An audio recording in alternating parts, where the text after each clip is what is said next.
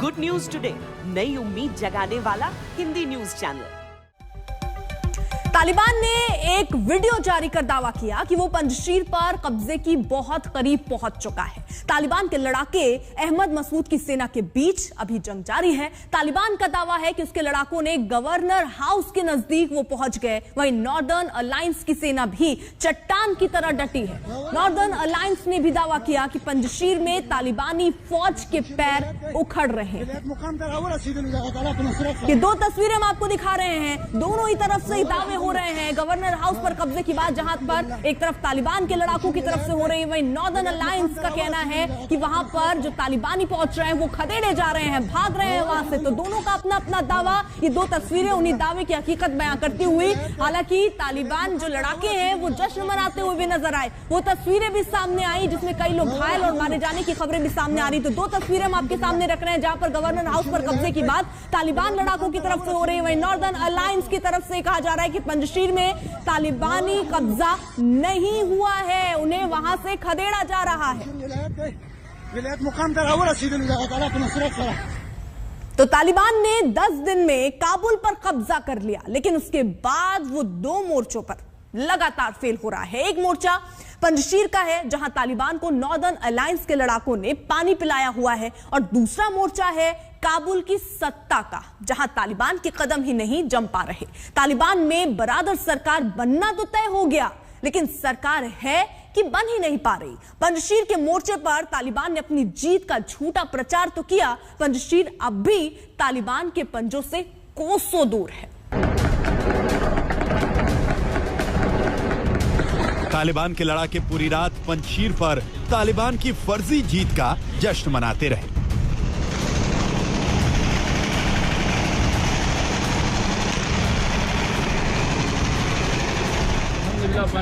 पंजशीर ونیول شده ولی ما نپوش ولی یه بنده पंजशीर پات ان شاء الله زدیم تو مسلمانان راحت।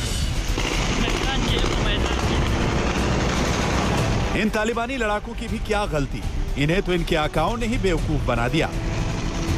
और तालिबानी लड़ाकों ने पंजशीर पर फतेह की झूठी खबर पर हर्ष फायरिंग में कम से कम 17 लोगों की जान ले ली।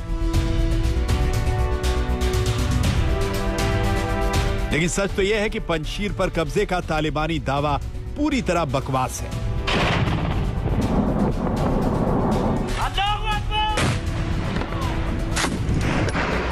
पंजशीर में अपने 400 से ज्यादा लड़ाकों की मौत को कबूल करने के बजाय तालिबान फर्जी खबरें उड़ा रहा है। तालिबान का दावा है कि अफगानिस्तान की आखिरी प्रांत पंजशीर पर भी उसका कब्जा हो गया है। तालिबान ने यह भी दावा किया है कि अफगानिस्तान के पूर्व उपराष्ट्रपति अमरुल्लाह सालेह पंजशीर छोड़कर भाग चुके हैं। तालिबान ने यह भी दावा किया कि नेशनल रेजिस्टेंट फ्रंट का कमांडर अहमद मसूद भी मुल्क छोड़ चुका है। लेकिन एक कहावत है, हाथ कंगन को आरसी किया, पढ़े लिखे को फारसी किया। तालिबान ने पंजशीर में जीत का कोई सबूत नहीं दिया, लेकिन अफगानिस्तान के पूर्व उपराष्ट्रपति अमरुल्लाह सालेह ने खुद सामने आकर तालिबान के झूठ की पोल खोल दी। I am in the Panjshir Valley. The reports concerning my escape from Afghanistan are totally baseless. I am here. We have had several meetings regarding the situation. No doubt, the situation is difficult. We have been under invasion of the Taliban, their Al-Qaeda allies, terrorist groups from the region and beyond. As usual, backed by the Pakistanis. We have held the ground. We have resisted. The resistance is not going to surrender. It's not going to bow to terrorism. And it's going to continue. There are difficulties.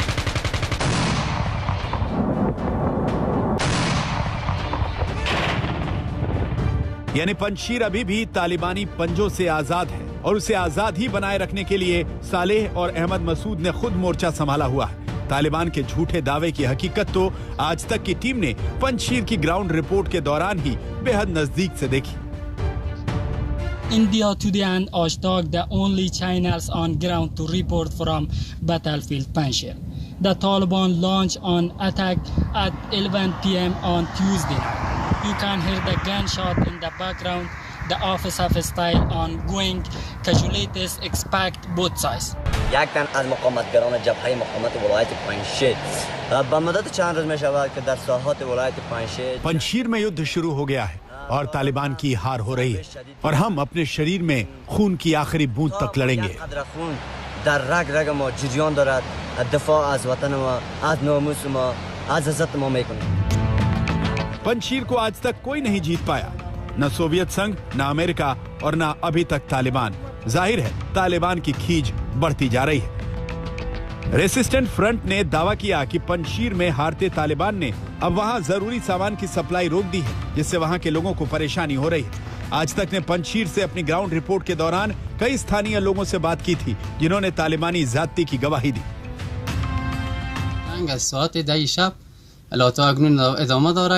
Taliban लोगों को उनके घरों से निकालकर युद्ध के मोर्चे पर ले जा रहा है।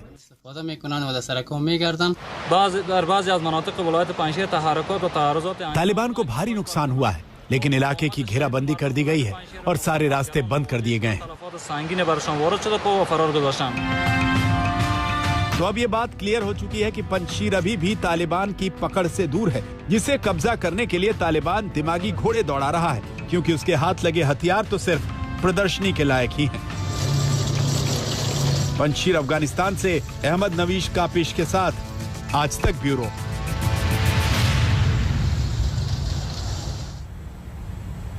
सितंबर का पहला हफ्ता चल रहा है। तकनीकी तौर पर अगर देखें तो मॉनसून की वापसी शुरू होने में अभी थोड़ा और वक्त है, लेकिन आमतौर पर इन दिनों में मॉनसून कमजोर पड़ जाता है। देश के ज्यादातर हिस्सों में यही दिखाई दे रहा है, लेकिन पहाड़ी इलाकों में मॉनसून की ताकत अभी भी मध्यम नहीं पड़ रही है। उत्तराखंड और हिमाचल प्रदेश पर बादल अभी भी कहर बरपा रहे हैं। दोनों राज्यों से तबाही की तस्वीरें अभी भी आ रही हैं।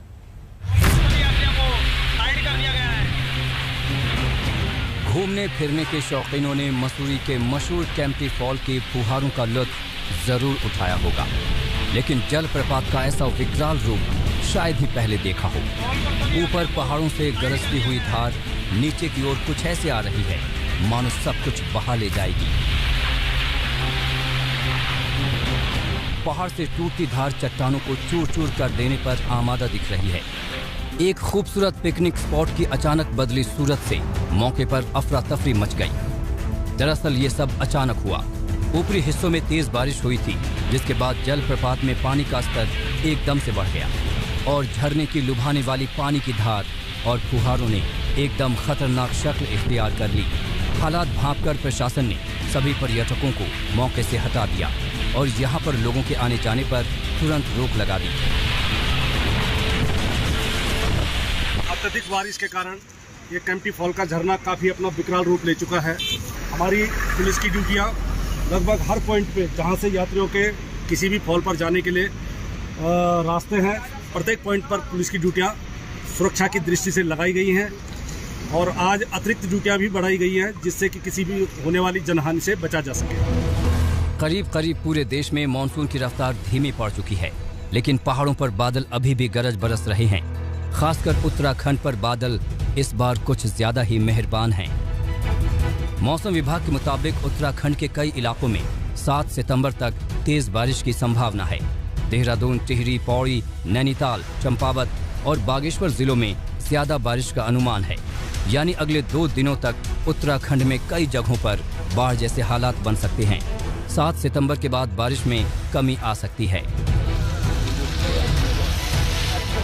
मुश्किलें सिर्फ उत्तराखंड में नहीं हैं। पड़ोसी राज्य हिमाचल से आया ये वीडियो देखिए। ये तस्वीर सोलन की है।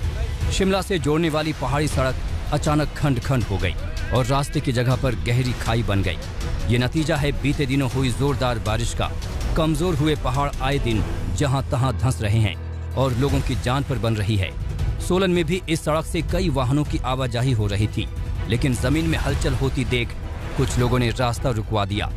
बस समेत कई गाड़ियां अपनी जगह पर थम गई और फिर देखते ही देखते ये पहाड़ी रास्ता भरभरा कर धराशायी हो गया।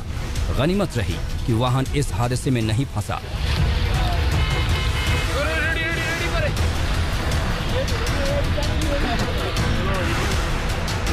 फिलहाल रास्ता बंद है और लोगों को शिमला के लिए दूसरे मुश्किल रास्ते से जाना पड़ रहा है। ये शिमला नालागढ़ रोड में हुआ है, सायरी के पास, जहाँ भारी बारिश के कारण रोड का एक हिस्सा उसमें भूस्खलन हो गया है। कारण वहाँ पे कल काफ़ी ज़्यादा बारिश हुई है और कुछ ट्रैफिक डाइवर्ट कर दिया है, कुछ छोटी गाड़ियाँ वहीं से निकल रही हैं। उत्तर भारत से दूर बंगाल के पहाड़ी इलाके भी बारिश की मार से बेहाल हैं। मशहूर पर्यटन स्थल कालिम्पोंग का मंजर देखिए। यहाँ पेडोंग में पहाड़ का एक बड़ा हिस्सा कमजोर होकर धराशायी हो गया। मिट्टी धंसने के साथ दर्जनों पेड़ भी जड़ से उखड़कर जमीन पर आ गिरे। पहाड़ी सड़क भी टूटकर बर्बाद हो गई। मंजर ऐसा है मानो यहाँ भूकंप आया हो। सब कुछ उलट पुलट दिख रहा है। यहाँ भूस्खलन की चपेट में एक बुजुर्ग की जान भी चली गई।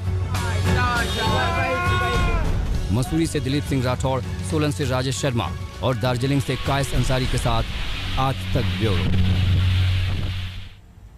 बारिश से दक्षिण भारत की भी नदी नाले लबालब है। विशाखापट्टनम में तो सड़कों पर भी सैलाब सा मंजर दिख रहा है। कुछ लोग इसे पार करने की हिम्मत की तो डूबते डूबते बचे हैं। पानी की धार में पालतू जानवर जरूर बह गए हैं। तो ये तस्वीर आप देखिए, कुछ दिन की बारिश के बाद आलम कुछ ऐसा। लोग जान जोखिम में डालकर कई बार इस सैलाब को पार करने की कोशिश करते हैं, जिसके साथ खतरा मोल लेते हैं और इसी तरीके से लोग बहते हुए भी नजर आते हैं। एक छोटा सा ब्रेक, आप देखते रहिए आज तक।